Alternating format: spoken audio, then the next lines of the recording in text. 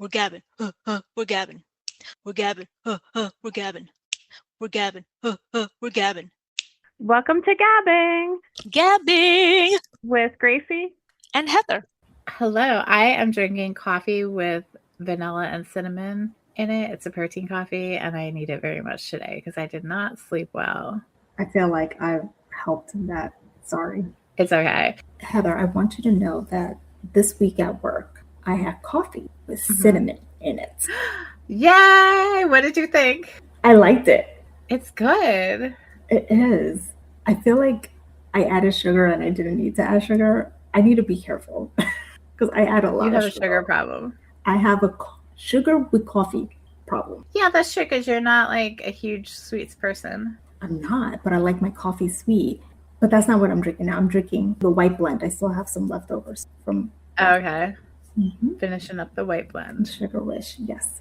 I saw this week and I highly recommend it. It also won the Academy Award for Best Documentary. I watched Mr. Nobody Against Putin. Oh. And it was very sad. I did cry, which is on theme with me. But it was so good. It's basically about this guy who worked at a school. He was the events coordinator and also the videographer. So he would go around filming like different things about the school events and things like that. He was like really close with the students and stuff like that, to the point that after students would graduate, they would come back and still like visit him and hang out in his office and everything. As Russia invaded Ukraine, that happened. He started to notice more and more of the government trying to take over the schools. So he started like recording all of that and recording his like protests against that. So it's like you see throughout the documentary the school being militarized. And so it's really good because like he establishes like relationships with the kids and stuff like that. Like you see the kids in all these old videos and things like that, and him interacting with them. And they're kids. They're just like kids anywhere else in the world. They act silly. They have friends. They're in the music.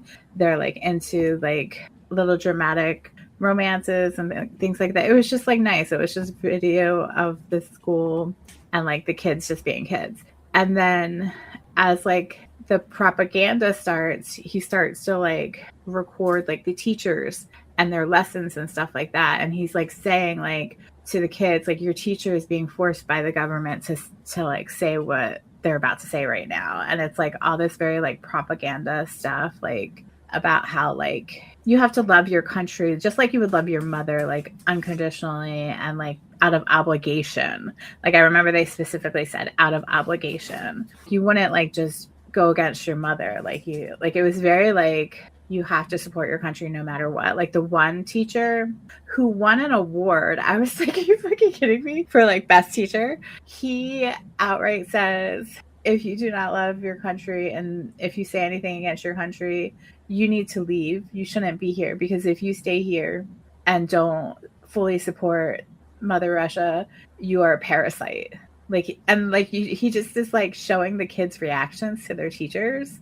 And like the kids are just like, ugh, like what is this? You see the progression and it gets very like Hitler Youth. Like I just kept thinking about the movie Swing Kids, with like the Hitler Youth, because like they were like, and I thought of our conversation about Flag Day, or not Flag Day, Field Day, because they had like this one event that was very much like a field day type of event, but it was like they had the military come in and they were doing events like grenade throwing, like with these younger teenagers, like probably like 12 to 14-year-olds throwing grenades as far as they could and stuff like that. And they have like showing the kids how to use guns, and like they started like this kids organization that used to be around years and years and years ago, that like they had them dress up in like these little uniforms. So you would see the kids like at school in their little like military type uniforms. It was wild. Like he secretly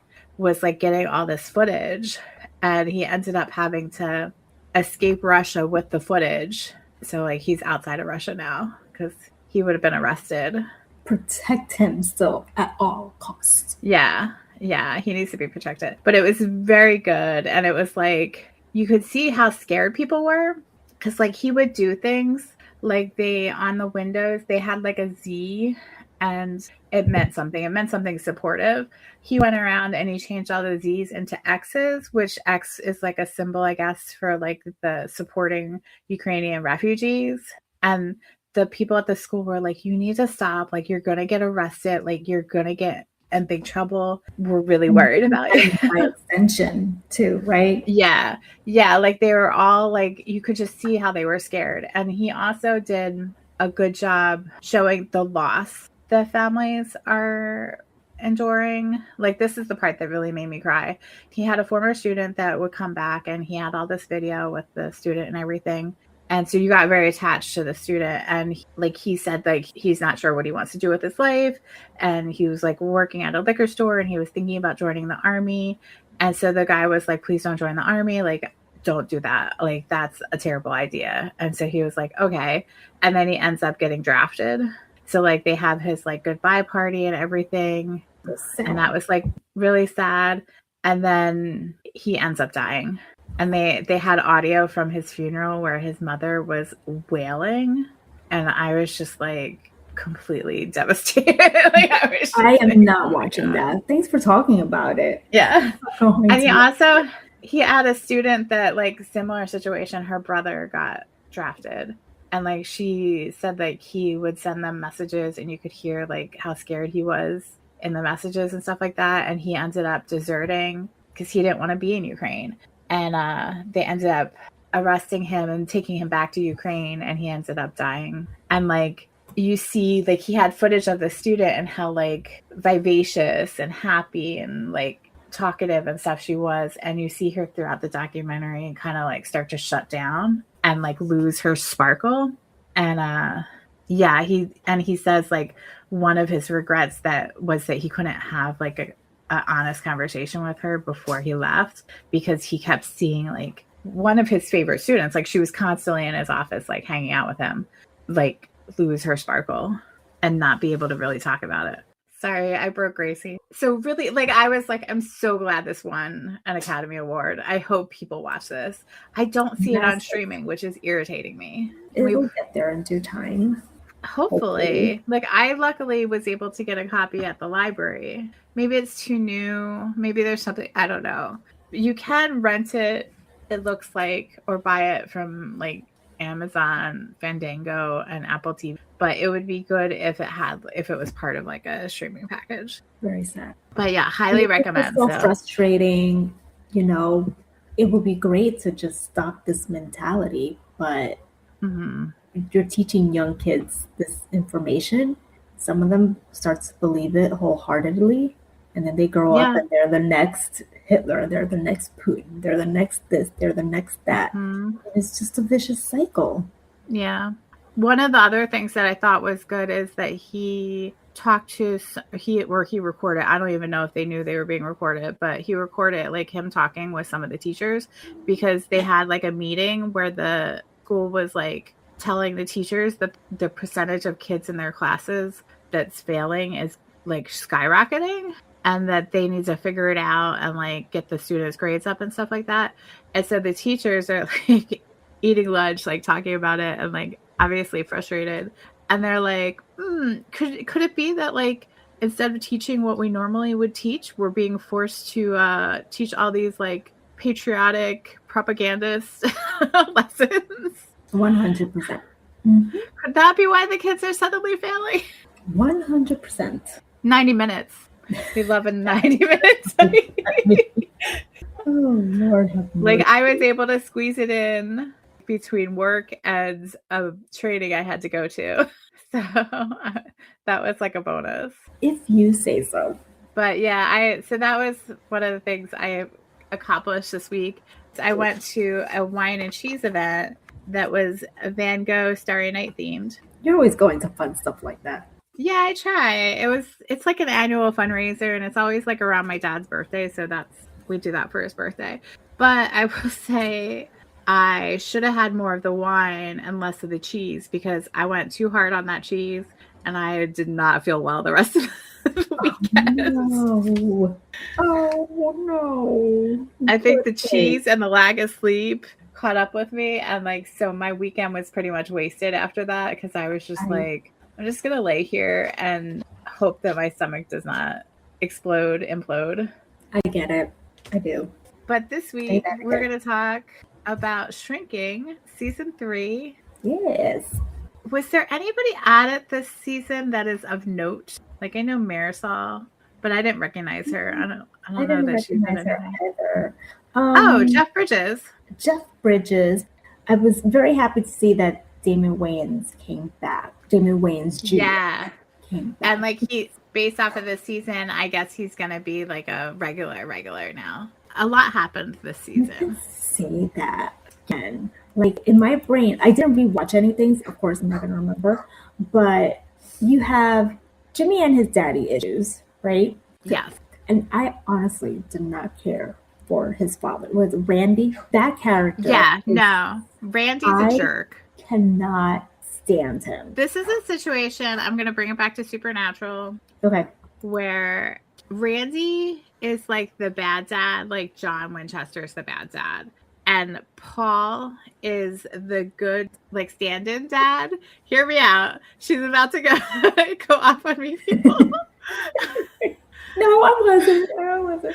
And like, so like Paul is like Bobby, where like he's not really the dad, but he steps in and becomes like the quote unquote good dad.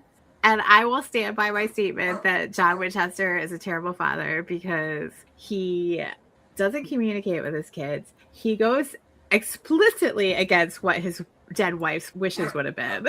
He's emotionally not available for his kids. Like the damage he did to our man, Mr. Dean Winchester, is so messed up. Massive. Jeffrey Dean Morgan, we love you as an individual, but John Winchester is not a good dad. Not a good dad at all. And the fact that I love Jeffrey Dean Morgan when he's John Winchester and he's also the man who kills my man, Glenn. Mr. Steven Yeun. It's a lot. The man that knows just shows how much I like Jeffrey Dean Morgan. He knows how to pick up his roles. Yeah. I was actually hoping that Alice was just gonna like go off on him because Jimmy wasn't. He didn't willing learn a to lesson. Yeah. And I don't think Jimmy even gave it his all. Yeah. I felt like he should have gone off on him more. It kind of reminded me of And Now Back to You, where we were expecting like this big explosion with that Keith, guy. and nothing happened. But it's just they kept us wanting. Well, maybe he's gonna come back and then he'll be able to have his. I don't think so. I don't want him back. I don't think they need unity in their lives. I was disappointed with Paul because of what Paul said to Jimmy. I'm like, Paul, what are you doing? You know that you're supplementing. You know he is excusing Jimmy's dad. Oh yeah, he's the substitute dad in the situation, and he doesn't fucking get it. Like, I loved at the end where all the women were like, "Dude, you're not going. We're not getting food with you. You need to handle your shit. Like, what do you think you're doing?" That was a good one. They know how to handle him very well. Yeah, he's like one of those people that is great at like seeing what's going on in other people's lives, except for Jimmy, apparently. But like giving advice, but he doesn't do it to himself. Like he can't see where he's being ridiculous. You bring up something very interesting because Paul is not saying because Jimmy's too close to him, as if he was his son. You see how he was with his daughter? Yeah. And he's like he's very slow to learn those lessons for himself. That's right. Yeah. I got distracted by mention of Meg. I was so upset when she slept with Jimmy. What? Because I was thinking that she was cheating on her husband. And then like afterwards when I found out they were separated, I was like, thank God. It was stressing me out so bad. Sorry. I was so stressed out. I was so tripped out by Michael J. Fox's character this season because the first time we see him, he's in a hallucination. So every time I would see him afterwards, I would be like, is he a hallucination or is he actually real? Wait, the first time was a hallucination? For this season, because it's at the wedding. Not noticed that. He was at the wedding eating cake. Okay, that was a hallucination, but that was the first time you saw him? because he This saw him season. at the facility. He was in last season. You see, I'm all kinds of confused. In last season, I think. Yeah, he was in last. He was introduced last season because I remember being excited last season by Michael J. Fox being there. I have to say that all this Parkinson's stuff, it wasn't stressing me out, but my dad had Parkinson's, and FYI, everyone, I was not raised by my dad. I didn't have a close relationship with him or anything, but there's genetics, and I'm like, is this what I'm gonna be going through? Like, this is like insane to me. Like, oh my gosh, it's a lot of shit. Like, I learned more. Like, I know what Parkinson's is, but I know like the tippity top. This show is teaching me so much that I'm like, whoa. It's good to know. I need trigger warnings like that. Yeah. And so that's a good example of something that you wouldn't necessarily think would be a trigger warning. Yeah. Like, after my mom died, I needed trigger warnings for coma stuff. Because, like, I felt like every fucking book I read had someone in a coma, and I didn't know that reading the summary. Parkinson's or, like, some other kind of medical situation is, like, a good example of, like, a trigger warning could really help somebody. I know what you mean, because, like, when I see stuff where people have Alzheimer's, I think of that, too, because my grandmother had Alzheimer's. And that was always like a worry that my mom had, that she would get it. And like, so you think about that because you have like a genetic chance of like experiencing that, or like someone you love could experience that. Mm-hmm. Mm-hmm. Or you already know someone who's experiencing that. That moment. So yeah. It was an eye-opener. Yeah, and that's great because you don't really see a whole lot of that. I think that Michael J. Fox has actually like brought a lot of representation to that because he continues to act, and so he'll be in things where he's like just portraying like he was on The Good Wife. He portrayed one of the lawyers, and so it was like it wasn't even about him having Parkinson's, but he was a character that happened to have Parkinson's. Like, he got it at such a young age too. Mm-hmm. Early. Yeah, and he still managed to just do what he loved to do, not as frequently as he would have loved, but yeah, that also shows like how something like Parkinson's can be a different experience and like a different time range for different people. Like, because a lot of times like people will get Parkinson's and then they don't live all that much, or they get diagnosed and they don't live that many years afterwards. Like the same with ALS. My college roommate, her mother was diagnosed with ALS in 2004.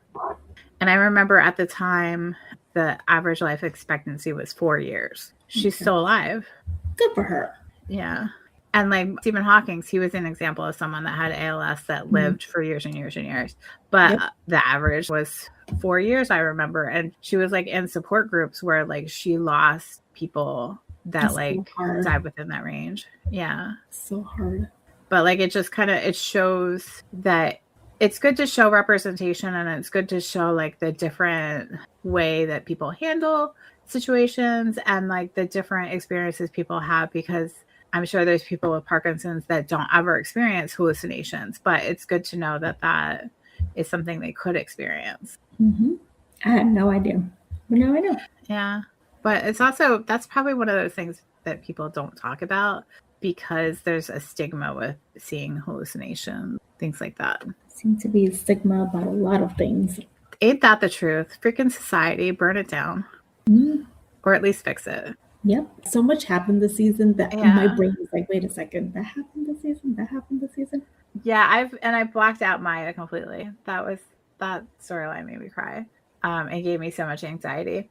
Wait, what? Maya? Oh, we don't have to talk about her because that was, I guess we're going to talk about her. I was so upset the whole time. I was so anxious. You felt like something was going to happen. She wasn't willing to give in. And she wasn't, as much as she was helping herself, she wasn't helping herself. Like, she was just too dependent, unfortunately, on this notion that she couldn't be alone. Mm-hmm. And it hurt so much. It's like, how many people actually go through that?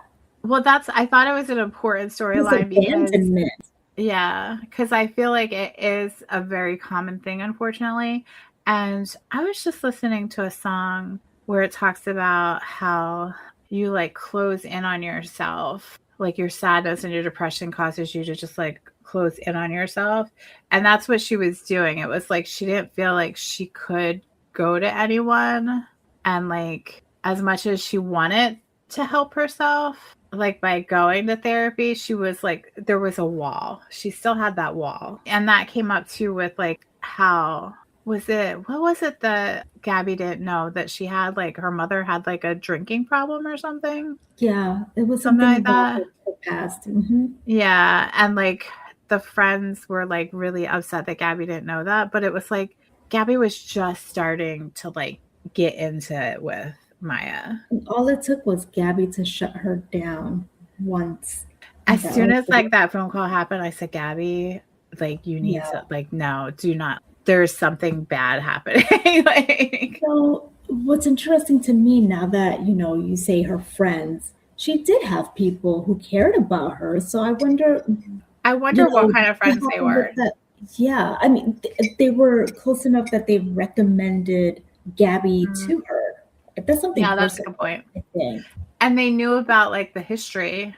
Yeah, so I don't get it. Is it because they were a couple and so they didn't have time for her? Did this couple have kids? I don't remember. Was that taking time away from hanging out with friends? Like, there has to be more to the story, but I guess we'll never find out. That couple probably, well, we don't know if they had kids. They probably didn't, but they were so self-centered that like Very good. they had kids and just never mentioned them. Because that was the couple that Gabby was like, oh my God, can I just talk to somebody that has a real fucking problem here? Because they would like argue about like the smallest shit. But they still recommended Yeah. Mia to Gabby. But I wonder if like they actually like if they were I wonder if she felt like she could go to them about something like crisis wise. Like I wonder if they were like she sensed that they were so self-centered or like so like oblivious to actually what really was going on that she didn't feel like she could go to them. I don't know. Or maybe she was such a Debbie Downer that they were like, you need to see somebody. Yeah, like I'm wondering if it was like their interactions with her were more superficial. Like they were just like, oh, she's bringing us down. Like you should go to our therapist. We love her. Yeah. Yeah. But they didn't. But she didn't feel like for whatever reason that she could go to them like she could with her old friends. Maybe. Because she did have like abandonment issues.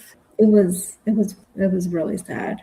And I don't blame Gabby for shutting down after they made her feel like she didn't do her job. Yeah. Like I can understand where like they needed to go to another therapist because that was like too much of a personal connection. But like, yeah, they put the blame on her, which wasn't fair in the long run. It wasn't. Yeah. And I got where Paul was coming from, where he was like, the longer you wait, the harder it's going to be. So he kind of needed to push her to do her crisis trauma work rather than sticking to what was safe. Yeah. It's really hard. It was sad. Yeah. I mean, this whole entire time we thought it was going to be British guy. What's his name? Oh, Lewis, that was going to do something. And he was very close. And it didn't happen. And also, like, because the show centers around Jimmy, you would think that it would happen to Jimmy, but they use them as a red herring. Yeah, especially with how jimmying Jimmy is. Oh my gosh. But she jimmied with Maya. She jimmied with Maya. I mean, even how she talks to her patients, it's like she's jimmying because she's too quirky, you know? Yeah, that's true. But I'm going to bring it to Jorge because by her jimmying, she introduced Maya to the boxing. Jorge gave her a busted lip the last time he saw her, and he felt guilty about that.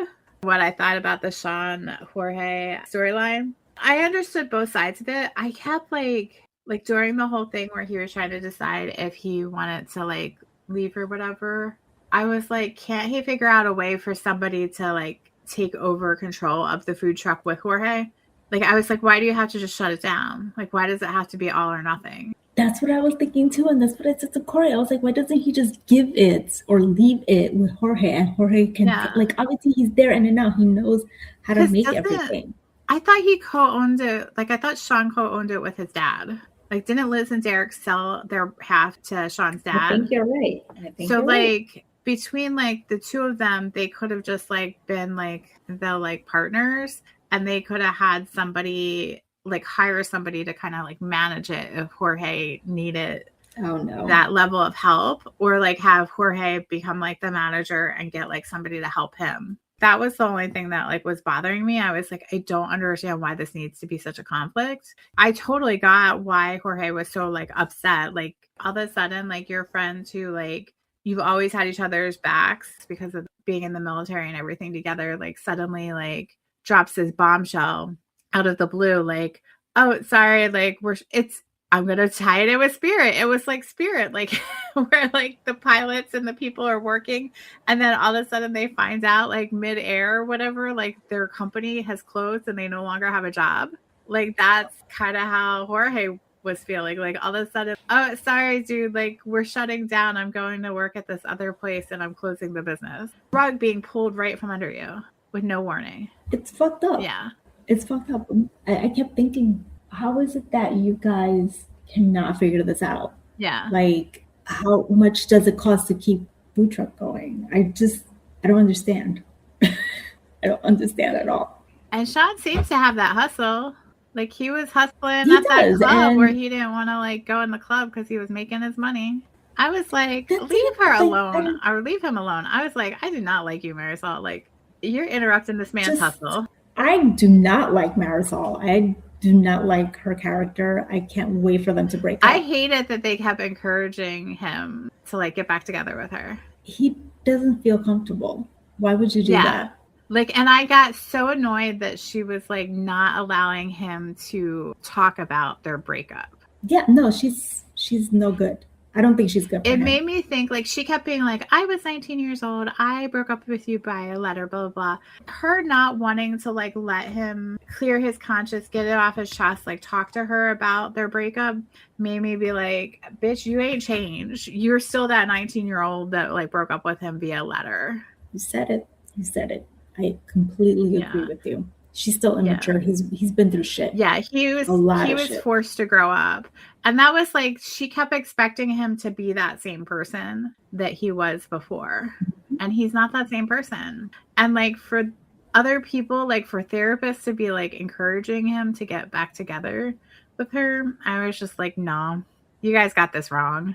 I think their perspective was go back to being the person who you used to be, and that doesn't make any sense. That was my interpretation, at least. You can't do that though, because even if you go like you're changed, like I can understand like try to be lighter, try to be more fun, like try to like enjoy your life, like don't let your like past traumas stop you from living. Like that's one thing, but you're never going to go back to who you were because you have been fundamentally changed by your experience. Let me get up on my soapbox. Like our current present situation is an accumulation of all of our experiences and how they have molded us together.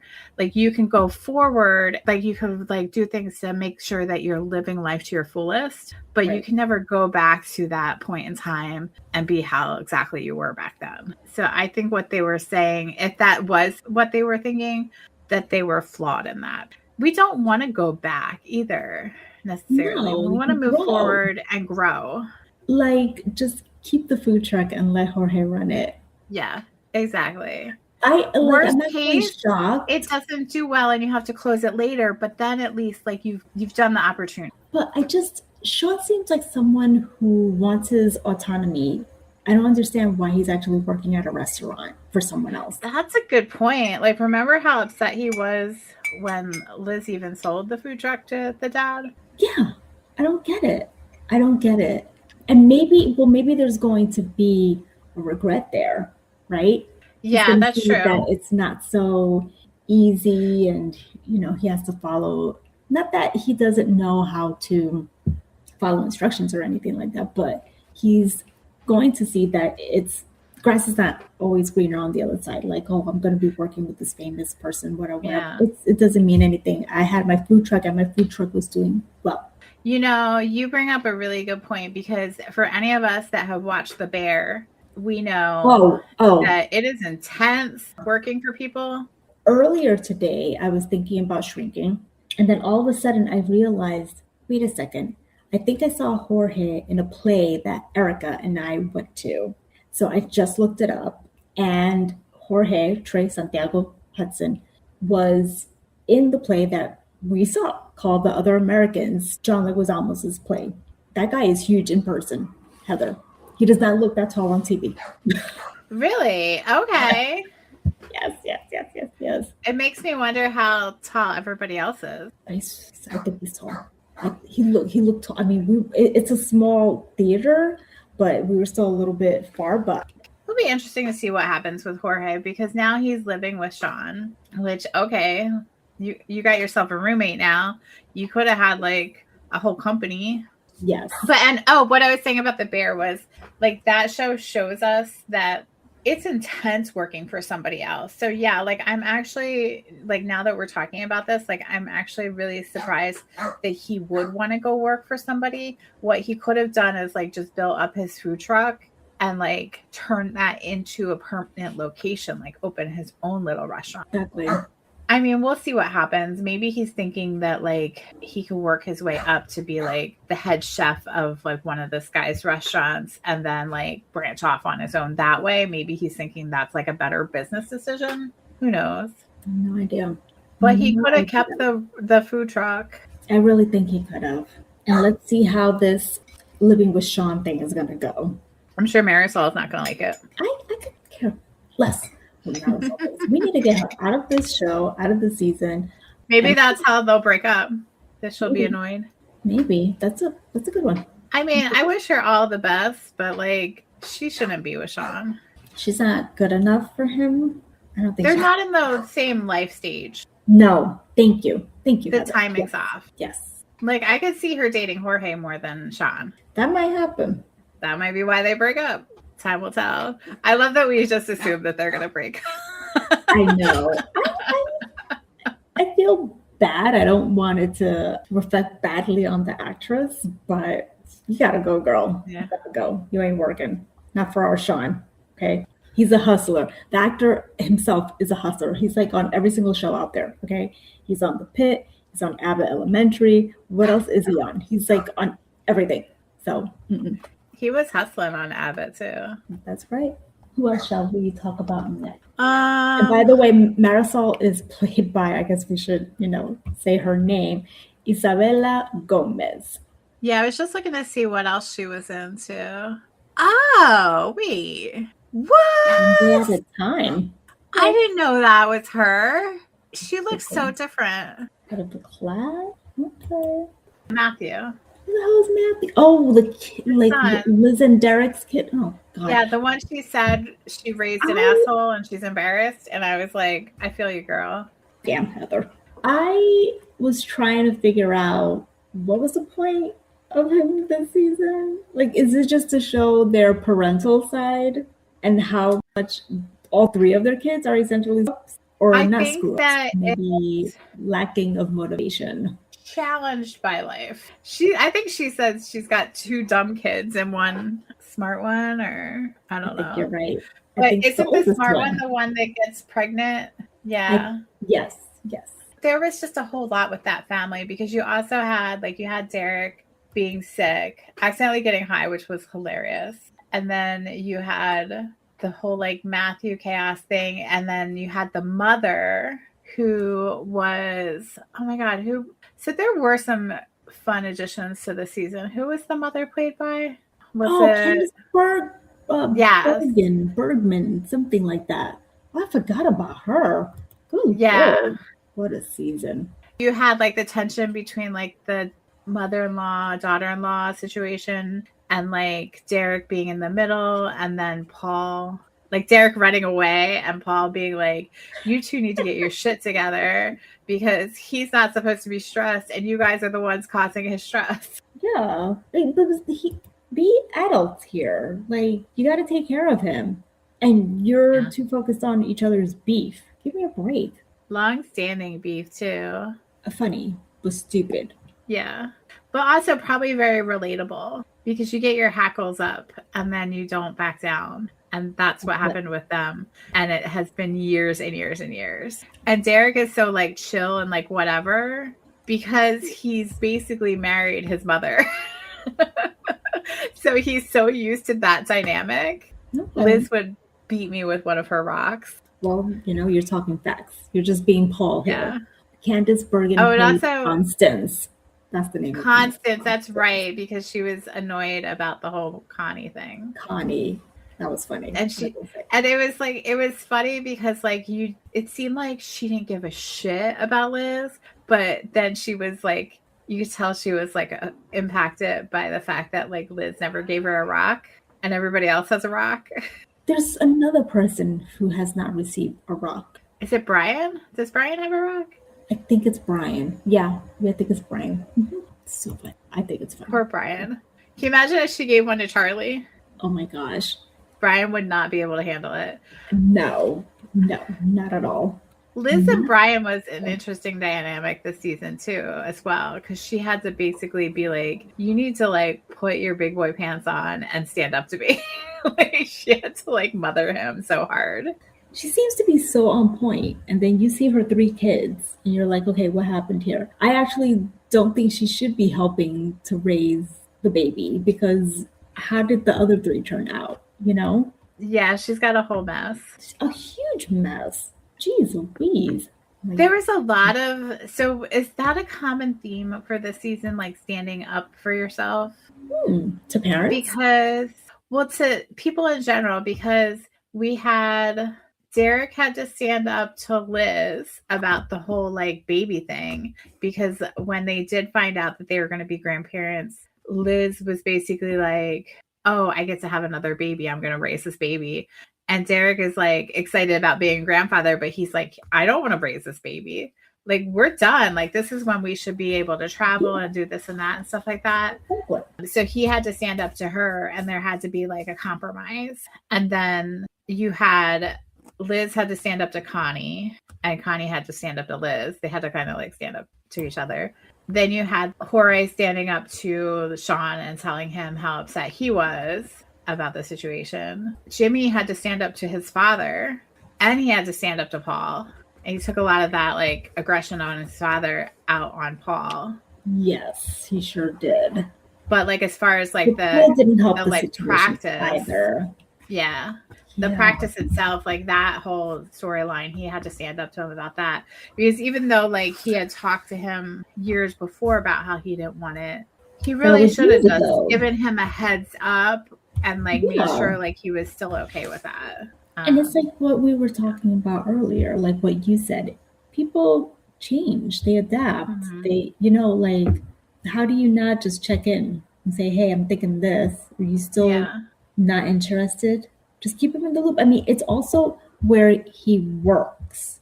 Like, well, and I think Gabby even brought that up. Like, Paul didn't tell you he was doing this.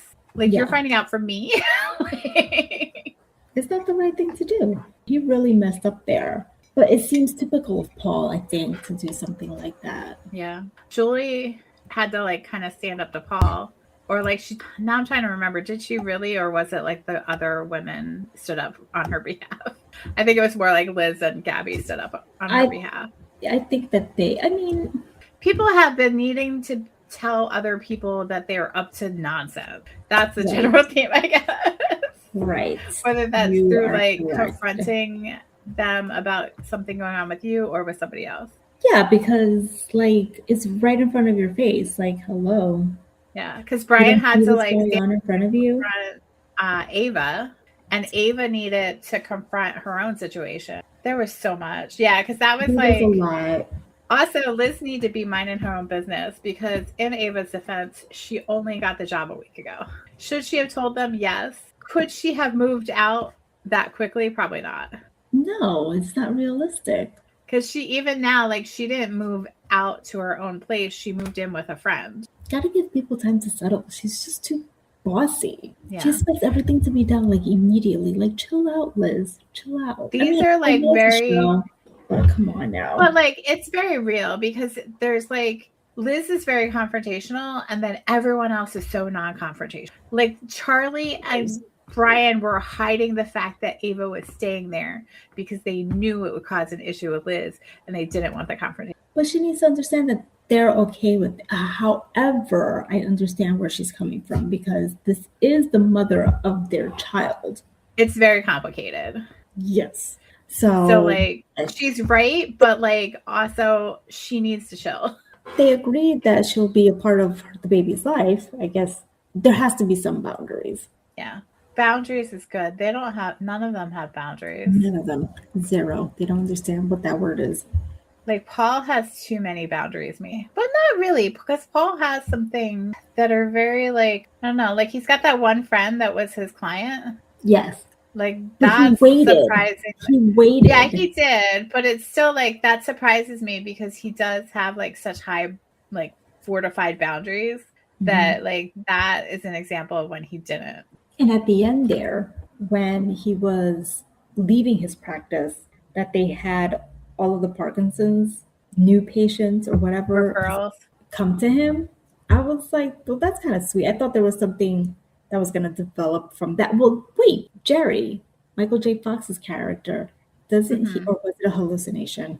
Doesn't he come back as a friend? Only a hallucination at the very beginning. Yeah, I think he does come. This party? His goodbye party? Not the wedding. Yes, the goodbye party. Yeah, I think he's at the goodbye party. Yeah, no, he's only a hallucination at the wedding as far as I could tell. Paul doesn't have boundaries with Alice either. No, but she's a kid, so. Yeah. I thought it was cute. Passed her on to Gabby, and she was like, I want payment in Taco Bell. She's more expensive. But yeah, here's another non-confrontation thing where Sean was pretending to still live in the pool house. Oh, gosh. Well, I mean, to be fair, Jimmy, everyone was leaving Jimmy. I understood it, but like, you're just going to pretend like you live in there, and then he got like caught. Wake up at the crack of dawn just to be there. Come on, dude. Come on. I thought like Matthew was going to wind up living there eventually. I think Liz was maybe hoping that, like, at one point he like walks into the house and Jimmy's like, what are you doing here? And he's like, my mom said I could come over here for food whenever I need it. Yeah. Like, what? I mean, I guess it's payback because she fed Alice for a year, so. Yeah, that's true. She's like, I'm using that shit. You could deal with Matthew. Heather, in fact, she does. God, I swear to God, I was confusing Matthew with Connor? Yeah, I can't even remember the name. The one that the redhead is with. Summer. Yeah. Summer. Because I was like, well, wait a second. I don't understand what's going on here. I was really confused because those kids actually look a little bit alike to me. Yeah, they do look like brothers. I actually don't care enough to. I was like, isn't he with Summer? Why is he acting this way? It took me a little while, but like. I was dying when Summer was like, is it me or was everybody else thinking I would be the one to get pregnant first? And everybody like raised their hand. But she's a self-aware mess. Yes, the fact that they have these conversations to these two teenage girls just baffles me. Yeah, that's a lack of boundaries. Like, it's like too honest. It's too honest. Like, what are y'all doing talking to them about this stuff? What? There's too much. Oh, we had the confrontation of Gabby and Lewis too. Oh, and that was a little bit sad. That was sad, but I was like, it needed to happen for both of them. And it pushed him to go see Sarah. And then that was really sad that Sarah had moved on. But he needed that. I mean, do you blame her? Oh, no, not at all. He didn't want to talk to her. And like, you could tell, like, he just wants her happiness. I thought that she wouldn't have moved on. She was there waiting for him. I kind of thought that too. Such a. But like he needed all of that to kickstart his life again. Yeah, to move on. Yeah. Like Sean needs to move on from Marisol. We're on the anti-Marisol campaign here. But we are distinguishing. We love the actress. We just don't think the character is right time-wise for Sean. Yes, they are not in the same place. Yeah. Like stage. Is that what you call it? Yeah, that works. I'm watching the scene where Paul passes Alice on to Gabby, and she's going away to college. So how is she going to be paying her in Taco Bell? And how is that going Uber to work Eats? next season without Alice? I suppose you're right. Yeah, I wonder if we'll see Alice in school or if it will just be like during breaks and stuff. Mm, Because they could have the whole season during like she's on spring break or the winter Yeah. break or something like that, or this summer. Decides she doesn't like it, and she comes back, gets an injury, comes back. That would be sad though. That would be sad, but it's realistic. Yeah. I wrote down that the whole first episode was all about restarting your life. So that's kind of like the theme too. Like it's confronting things in order to move on. Yeah. The names of the episodes are My Bad is episode 1. Episode 2 is Happiness Mission. Episode 3 is D-Day. That's when Ava goes into labor. Episode 4, The Field. Episode 5, Hold Your Horsies. Episode 6, Derek's Don't Die. Episode 7, I Will Be Grape. Episode 8, Depression Diet. Episode 9, Daddy Issues. 10 is The Bodyguard of Sadness. And 11 is And That's Our Time. Felt bad for Ava with the whole like signing over the baby to them and how she wasn't doing it and how she says it was because her mom got in her head and made her feel like she was a bad person for wanting to give her baby up. And I was like, people need to mind their fucking business. Like that, Mom, you gonna raise the baby? Ready. You want the baby? She wasn't ready.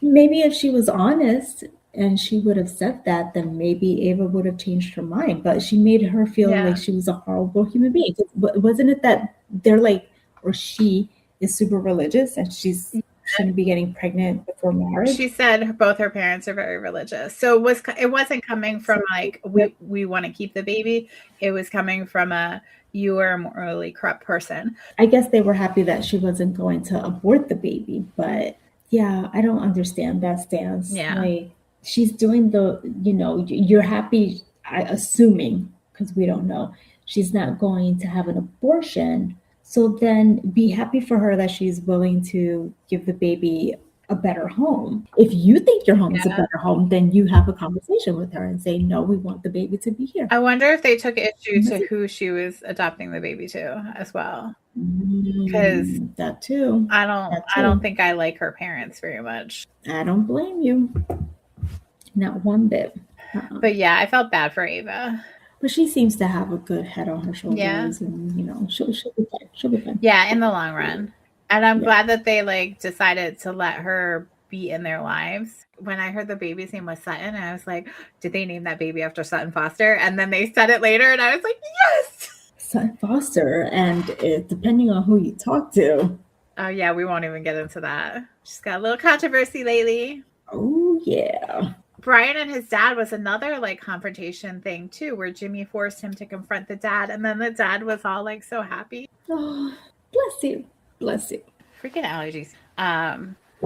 You couldn't wait. I'm so excited. Did you see the juxtaposition there? Yeah. Like, you have Ava's parents who are like, no, yet. And then his dad, well, I also wish they would have included the mom, but like the father, like, it's so excited that he's going to be a grandparent. Yeah, I don't think the mom was ever an issue, but the only thing they did was he like yelled, "We're grandparents" or something like that. Jimmy. I mean, what else can we say about Jimmy? He's so Jimmy. Yeah, he is very Jimmy. Well, first of all, that date with that nurse was She was crying the whole time. It's Sophie. Is the one that he goes out on. Yeah, I like that actress. Kobe Smulders. Yes. I think I'm pronouncing her last name correctly. I kept going back and forth on whether they should be dating or not. So we'll see what happens next season. Like, I like She's her. just as crazy as he is. Yeah, like the whole like he had to sit down and have family therapy on their date was like wild. But she is like he was too involved and she was too involved. Yeah. And it's like, take a step back, just get to know each other. It shouldn't be that hard, I think. It was going a little too fast. It is. It was. It is. But now they have a second chance. It made me question also their relationship, like the way I'm questioning Sean and Marisol's. Well, that's why I kept going But we'll back. I see. was like, are they the right combination? So we'll see. But she had to confront that ex-husband. Ugh, I think that he is not ready yet to be in Yeah. a relationship. Like maybe they can be friends for a while. Yeah, he's such a people person, friendly and all this stuff that, it could easily be misconstrued for something else. Mm-hmm. And I just don't think he's ready. I think they could have introduced her and not bring her back this season, but maybe like next season. After he has some I don't know growth. how that works. Famous actors. Yeah. Yeah, because I feel and like he's alone on his own for some I time was about because to say Alice that. is away at school. He needs to sit with himself. Like they're like Paul is using her as a patch, being like he can't be alone, but like maybe he can be alone and he needs to be alone and he needs to like see who he is as a person without Tia and without Alice and without Sean. Like Right. he's been through a lot of change and he needs to like have a fresh start where he like knows who he is, because how can you be there for your partner if you can't like establish who you are as a person yourself? He's J-Lo and she can't be alone. She always got to be with somebody. So, and she a mess. She needs to love herself. yes. I saw something that I really loved the other day that it was like somebody wrote, being in your 40s makes you realize that you feel like you're 16, but this time you love that person. Yeah. I was like, that's really nice. Because, yeah, we're fundamentally, we're still that 16-year-old, but like now we understand them a lot better and appreciate them and love them. This was like a long season without it being a long season, because I'm looking at where Gabby is with Mia and she writes in her notebook bar trivia. That seems like such a last season thing to me. Yeah, because it was a lot of episodes, but like the timeline is actually really quick.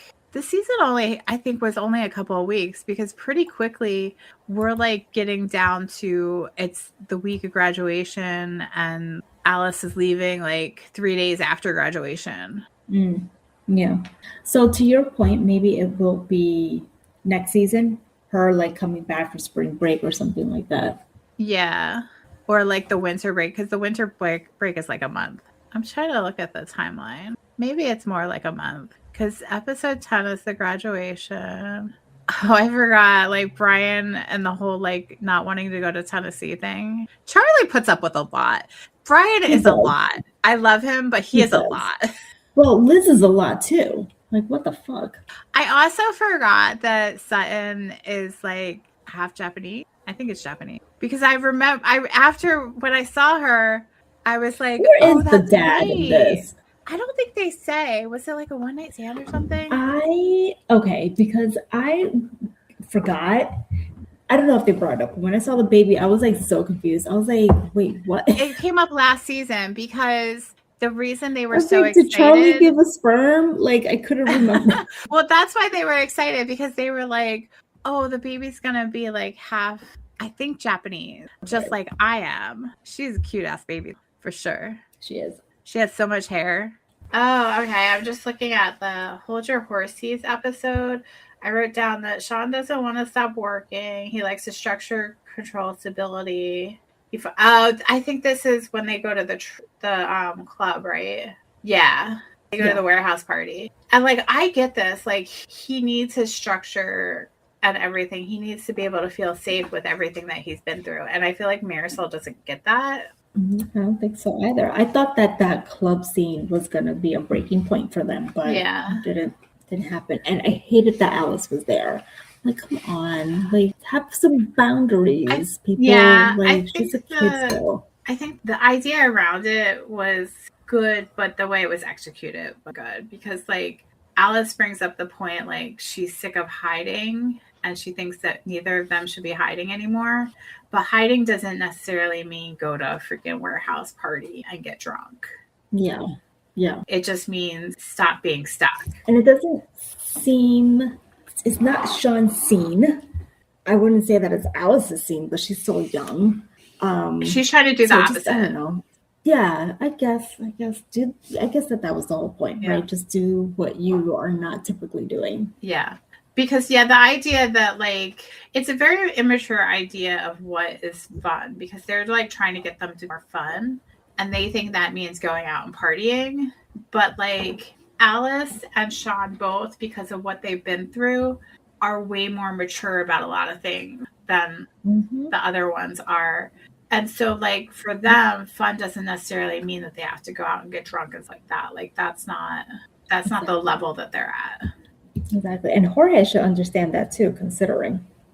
Wasn't he a part of the club scene also?